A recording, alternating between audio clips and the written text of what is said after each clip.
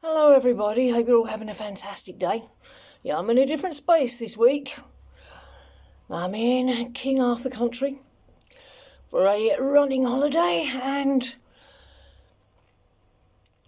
I'm managing to go out between the storms and it's feeling really good. But that's not what I'm here to talk to you about today. No, the title of this video is Love the Internal You, no matter what's presented. And then you can do that with your twin flame. One thing that this journey is definitely not about is waiting for your good to come in. If you wait, your reunion waits. Don't wait. You don't have to do that. It's just about readiness to receive your good. So choose to be ready and look at the feelings about why you feel you might not be ready. Bring love to those places. That's what you have to do. The choice to be ready is one thing, and how you feel about being ready to receive. Make the choice, work the process, and manifest the result. Don't brush away any uncomfortable feelings. You don't want to be kept waiting for your good. You matter. Reassure yourself that you matter to the divine. Your good matters. Feel that space. Fill that space with love, calling greater peace. Everything you're doing is a lesson. It's something to heal. The collective is currently healing through the belief that if one makes themselves vulnerable and allows themselves to fall in love, to be in love, then love leaves, love dies, love goes away and gets pushed under a train. That all these romantic notions are pipe dreams. How do you feel about your own love story? Are you afraid that it won't last? Are you afraid it might be a brief holiday? And perhaps in the past you may have used your twin flame to get high. I know I did, and let's look at that for a moment. Was that high energy realistic, where it makes you feel drunk, getting high off the experience? What did it feel like you were receiving? What does that part of you need to know? That it's really real, that it's not something that you have to squeeze all the juice out of before it's gone again. It's not going to be like this. In any kind of relationship, this limerent high is unsustainable. It's not forever, because one can't really go for the rest of their life without thinking about anything other than their person. Because what happens in that moment is that the person becomes the source of that energy, and the person is not the source of love. But really, everything we're building here is about building something sustainable, a house that's going to stand firm in the gale. We built it on rock, it will stand. Go for rock for your foundation. It's all about what you build on. This isn't a soap opera setup, it's an eternal relationship that you're building. This is consciousness you're stepping into, leaving the old one behind, stepping out of hell. Your choices are powerful in your life. They do shift reality. It's about leaving behind the heavy, horrific, nothing ever's going to work out kind of feeling. It's about leaving behind this deadness of why bother? No more what ifs. No more what ifs. Say goodbye to that. Because this is the end of bad romance, the end of romance that goes wrong. The collective is clearing deep intimacy and deep heart blocks. If one twin flame is leaking sexual energy, it just shows the other that they want to be more present with their own sexual energy. More present with their being in a loving, respectful, honouring manner. What does self-intimacy really mean? Have you been discovering a new way of seeing in this area? Sexual intimacy with oneself is just one way we have of expressing that energy, but aside from that, it's about being with all of yourself, being with the parts of yourself that you may have tucked away and hidden and maybe even forgotten about, and that's okay. We don't realise these parts of our consciousness are there. If you can say to the internal you in these places, I will love you no matter what you present as. Because when you do that, you can do that for your twin flame, or with your twin flame.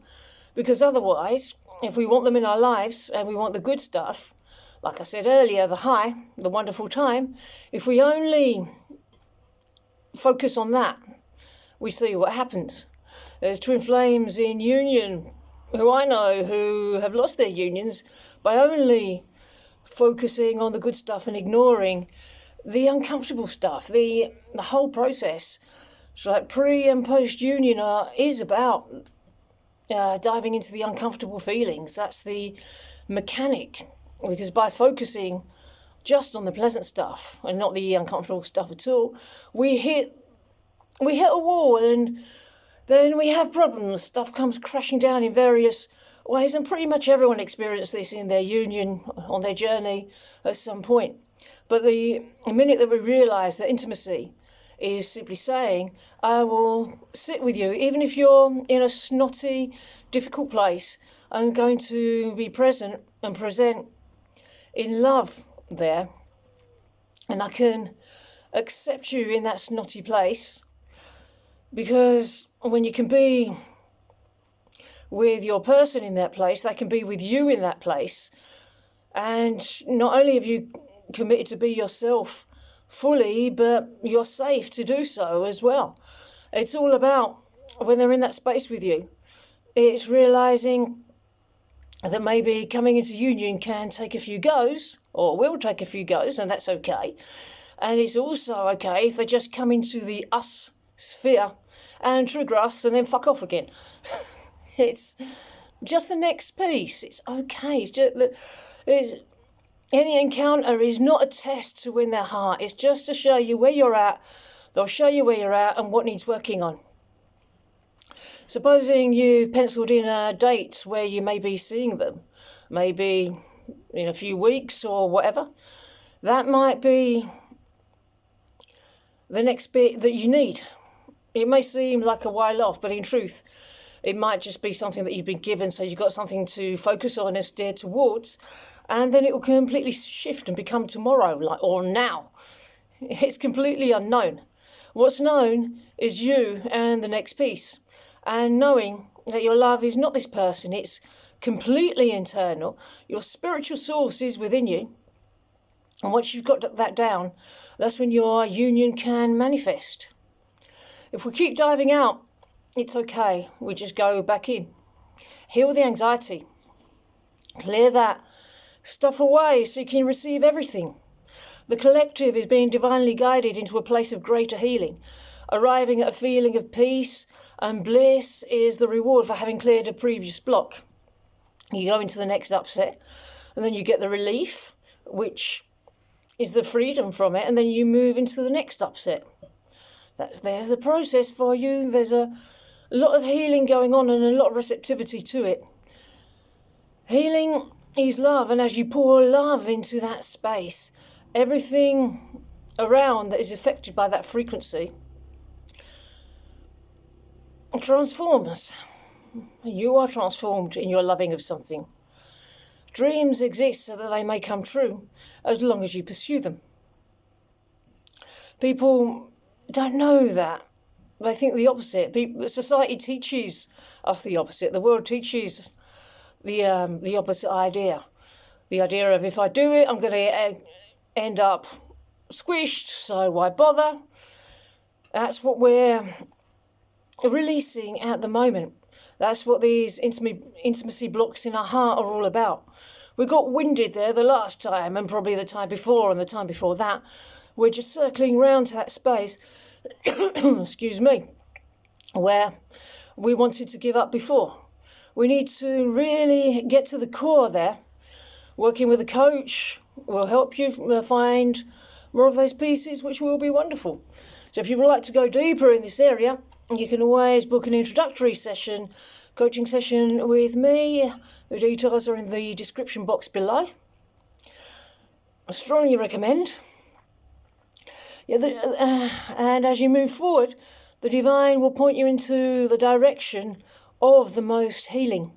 We want it to be sustainable. The collective is working through this pattern of boom and bust, just because we haven't had this steady stream, gradually increasing steady stream of love. And this pattern can take a little while to let go of, especially if it's been a habit for a very long time, maybe even lifetimes. Yeah, it can be we can be reluctant, we can be resistant to letting go of this pattern because we think that love's going to stop. This is what the collective is working on right now, and it's going to keep on expanding for the whole of eternity into so many lovely things that we can't even conceive of right now. It nourishes the internal relationship. That's your union. That's how you know your person, because you're connecting to something that feels right, that feels like love. You can evidence it that way. Your heart speaking to you. When you meet your twin flame for the first time, there's often a little bit of subtle awareness, but not full awareness. Yeah, like with mine, I remembered him. I certainly remembered him. But when I went through my journals, there wasn't any reference to him because my mind was on other things that weekend.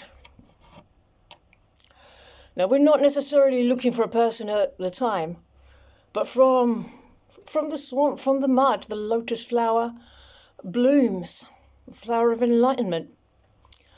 But you do need the mud. Unsustainable times are gone. How does it feel to let go of that? You're more grounded.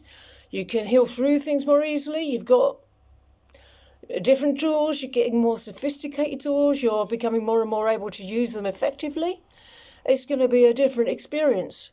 Work through the blocks. Feel into everything.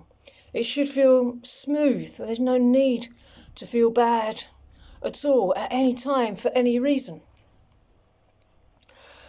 Splendid. Well, my friends, I'm going to end this message here. I really need a cup of tea. I really hope that you enjoyed it, and I hope you enjoy the rest of your day. And I will see you in the next video. Bye-bye.